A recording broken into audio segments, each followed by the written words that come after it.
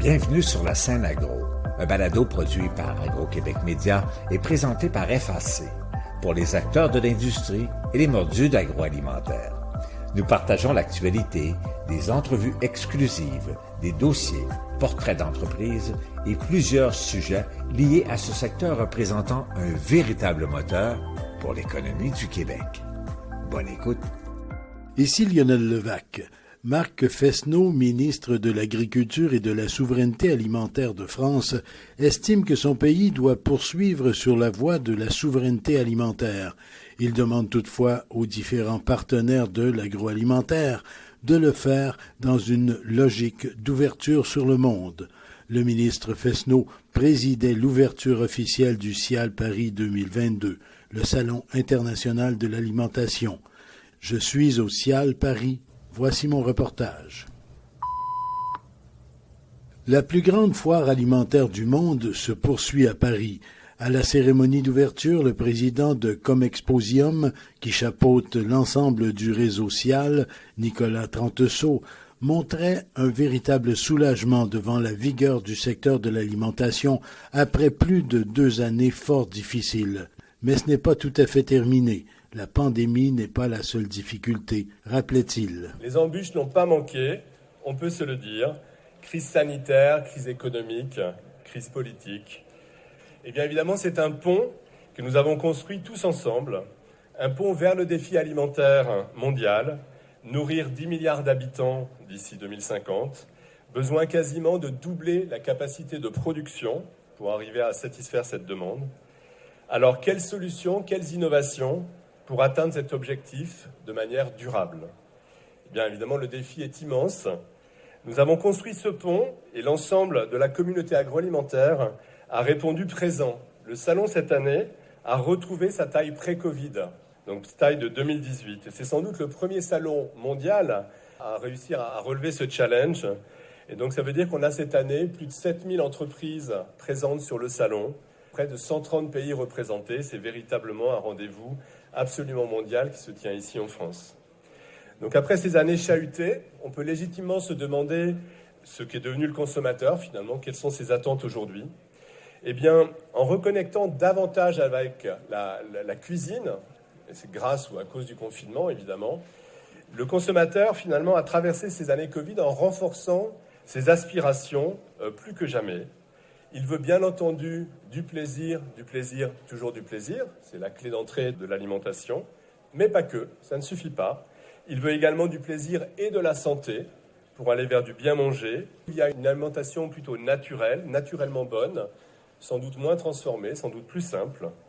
Il veut du plaisir et de la responsabilité sociale et environnementale. Donc en fait, il y a de plus en plus de sens donné à son alimentation et l'impact qu'il souhaite donner à sa propre consommation. Et enfin, évidemment, le consommateur recherche de l'accessibilité. Alors ce facteur, il est forcément renforcé aujourd'hui par le contexte et la conjoncture inflationniste que tout le monde connaît. Mais pour autant, de manière structurelle, cette nécessité d'accessibilité, elle répond aussi au défi mondial 10 milliards d'habitants, la croissance démographique allant vers des populations qui n'ont pas forcément un pouvoir d'achat, évidemment, très développé. Donc, si le cap et les attentes des consommateurs, lui, est plutôt très clair, évidemment, les solutions pour répondre à cette demande ne sont pas encore toutes disponibles et restent à inventer. Donc, la transition alimentaire n'a pas attendu le Covid pour démarrer, mais évidemment, le contexte de crise est pour autant un accélérateur de tendance. Et c'est le moment pour les entreprises de prendre cette opportunité au bond. Donc, place à l'audace et à la créativité. Own the change, en anglais, est le mot d'ordre de cette édition. C'est une injonction volontairement engagée et dynamique pour vraiment que chacun devienne un acteur de cette transition alimentaire. Au-delà de la dimension business et networking propre à l'événement, le salon apporte beaucoup de contenu pour vraiment accélérer cette dynamique collective, aider chacun à se projeter plus loin dans cette transition et à prendre du coup les bonnes décisions qui feront bien entendu les succès de demain. Laissez-vous émerveiller par tous ces produits, cette profusion de produits alimentaires. Vous avez ici plus de 400 000 produits dans les linéaires. 400 000 produits, c'est une centaine de supermarchés mis bout à bout. C'est en fait près de 10% de l'innovation alimentaire qui est présentée sur le salon. C'est un vrai échantillon extrêmement significatif. Et quelque part, c'est du coup le plus grand laboratoire alimentaire et le plus grand garde-manger au monde. Les fabricants alimentaires conviennent que les difficultés n'ont pas toutes été éliminées. Le contexte dans la production alimentaire reste difficile.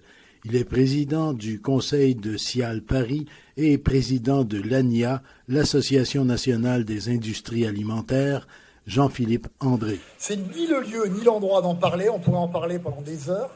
Simplement, ceux qui vivent ça avec nous savent que le moment est critique, compliqué, et que notamment les derniers événements sur l'énergie font qu'aujourd'hui, produire en France devient un combat. Voilà. Et en même temps, le président de l'ANIA est aussi historiquement, honorifiquement, traditionnellement, etc., président du CIAL. Et donc on passe du périmètre France à un périmètre monde. Et aujourd'hui, on a cette occasion de parler sur l'ouverture monde. Alors, ça me parle. J'ai moi-même travaillé pour un très grand champion agroalimentaire français pendant 12 ans en Italie, pour couvrir le Moyen-Orient, la Turquie. J'ai ensuite travaillé pour un très grand brasseur néerlandais, que je n'ai pas le droit de citer, et qui avait pour vocation à faire en sorte que son drapeau soit planté dans les plus petits pays au monde, quelle que soit d'ailleurs la force en termes de chiffre d'affaires. Et actuellement, je travaille pour un autre groupe allemand, et j'ai eu l'occasion de travailler, en plus de la France, aux États-Unis et en Italie encore. Tout ça pour dire qu'on est très contents, nous les chefs d'entreprise, et on le sera de plus en plus, à faire cet aller et retour entre cette planète France et la planète monde qui doit nous intéresser. Il y a cependant un point commun entre les deux. En ce moment, il y a un débat en France sur est-ce qu'on est essentiel ou pas. Il y a des métiers qui guérissent, il y a des métiers qui soignent. Nous, je pense, dans l'alimentation, et moi je ne dis même plus l'alimentation par les temps qui courent, je dis qu'on est dans le métier de la nourriture. Nous, on nourrit le monde. On nourrit. Et je pense que c'est fondamental pour nous. Et on nourrit en donnant du plaisir aussi. Et c'est ça qui doit relier le territoire France et le territoire global monde. Alors on le fait de manière très évolutive. L'innovation. On met chaque année, ne serait-ce que sur la France, les agroalimentaires français mettent 3000 nouveaux produits. Tous les 5 ans, un supermarché est remplacé. Et remplacé par quoi? Et je le dis parce que je crois qu'il faut l'affirmer, par des produits plus sains, plus aptes à répondre aux besoins de santé et aux volontés de ce que nous demandent nos consommateurs.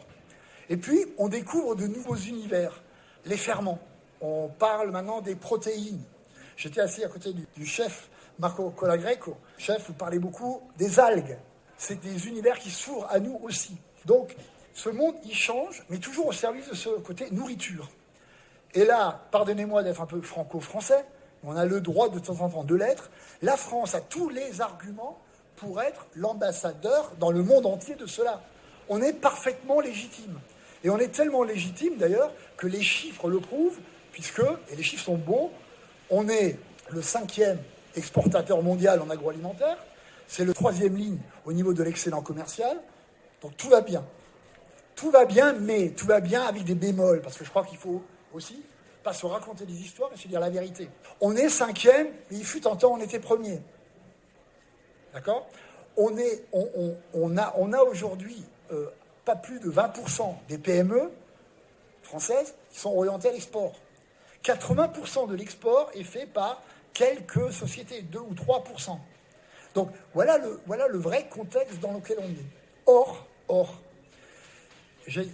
a eu l'occasion avec l'ANIA la semaine dernière d'être chez votre collègue, monsieur le ministre Olivier Becht, et on lui a dit, ça fait combien de temps dans ce pays que l'export n'a pas été placé en grande cause nationale? On en a besoin. 1, parce que la balance commerciale en a besoin. 2, parce que ça rapporte. S'il est vrai qu'aujourd'hui, notre part de marché, elle est de l'ordre de 4,8 points, sachez les uns et les autres que 4,8 à 4,9, c'est à peu près 3 à 4 milliards de plus en termes de balance commerciale. C'est utile aussi parce que à travers ça, on peut effectivement mobiliser les gens. En termes de levier, ce qu'il nous faut, c'est faire sans doute un changement culturel. Oui, il faut qu'on apprenne à parler anglais. Je suis assis à côté de l'ambassadrice de l'Italie. Je répète, j'ai travaillé en Italie. Les Italiens sont au moins aussi individualistes que nous, les Français. Par contre, quand il s'agit de faire des affaires, ils chassent en meute. Il faut que nous apprenions plus que nous on fait aujourd'hui à chasser en meute. Ils ont un drapeau tricolore. On a aussi un drapeau tricolore. On doit chasser en meute là-dessus. Une action coordonnée vers les marchés d'exportation est souhaitable, certes, Mais pour le ministre de la République française, Marc Fesneau, cela ne peut et ne doit se faire sans d'abord renforcer la souveraineté alimentaire du pays. Le ministre de l'Agriculture et de la Souveraineté alimentaire, Marc Fesneau. Au-delà du caractère fédérateur, cet événement que j'ai le plaisir et l'honneur d'inaugurer ce matin, c'est aussi un moment incontournable pour échanger, pour débattre et pour imaginer le secteur alimentaire de demain. C'est aussi surtout le lieu de rencontre pour développer les relations commerciales autour d'un sujet que nous, Français, affectionnons tout particulièrement, celui de la nourriture.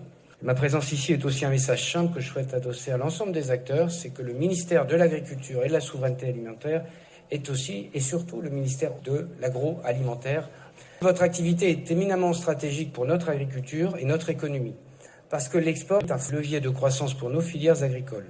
Je sais que vous avez placé ce salon sous le thème du changement, mais pas seulement, vous l'avez aussi placé sous le signe de la volonté d'être des acteurs à part entière de ce changement, de ne pas subir, mais d'en esquisser les contours et de le réaliser, et ce sens même de l'objectif de souveraineté alimentaire auquel nous devons travailler tous, au fond, être maître de son destin, c'est ça la souveraineté alimentaire. Et cela se fera à travers plusieurs leviers que je voudrais évoquer en quelques mots. Le premier, c'est de bâtir notre souveraineté dans une logique d'ouverture, qu'elle ne soit pas synonyme de repli, mais qu'elle nous permette, à travers la conquête ou la reconquête de nouveaux marchés, de conforter nos filières et nos entreprises agroalimentaires.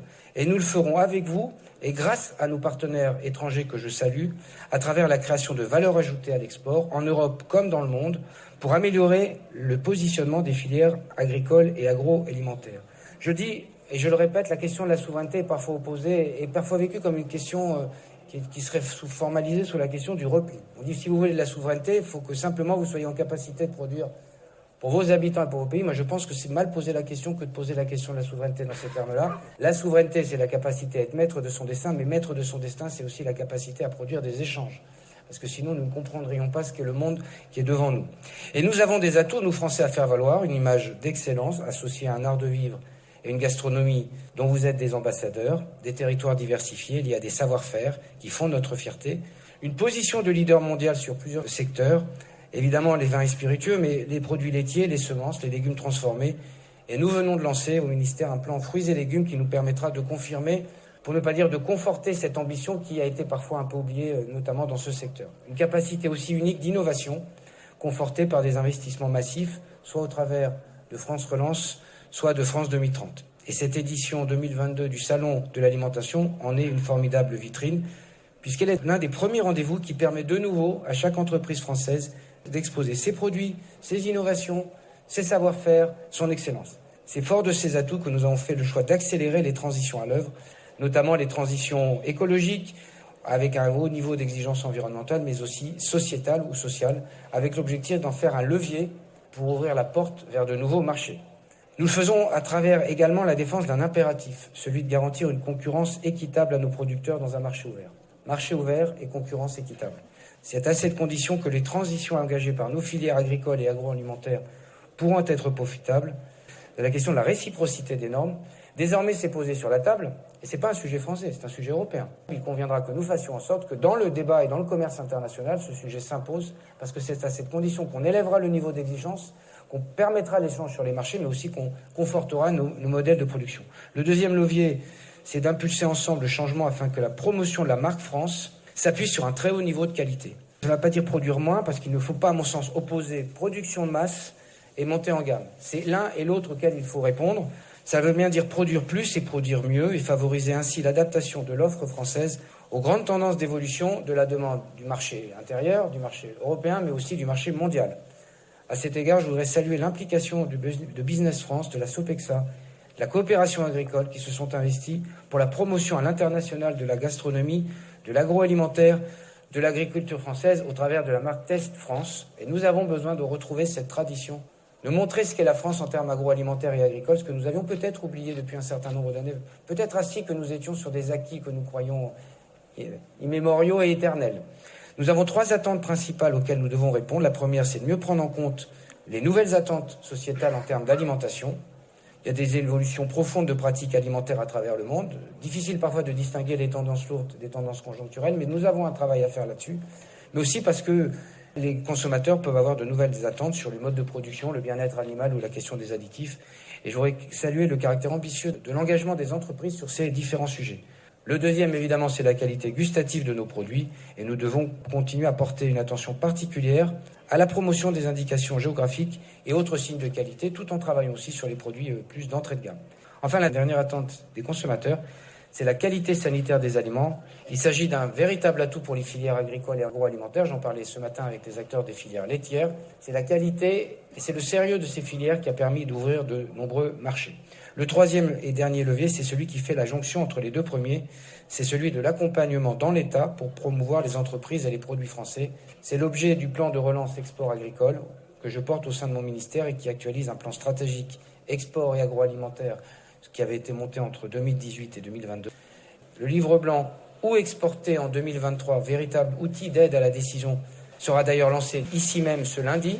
Inscrire résolument la refondation de notre souveraineté alimentaire dans une logique d'ouverture et être à l'initiative des changements de modèles alimentaires pour créer de la valeur pour les entreprises françaises ou qui souhaiteraient s'installer en France, vous soutenir ou vous accompagner dans ces démarches. Voici ce que nous allons nous employer à faire dans les prochains mois. Le ministre Marc Fesneau lançait d'ailleurs ces dernières heures un livre blanc qui se veut un guide pour les entreprises sur la voie de l'innovation.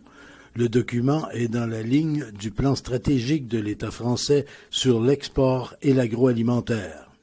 Ici Lionel Levaque.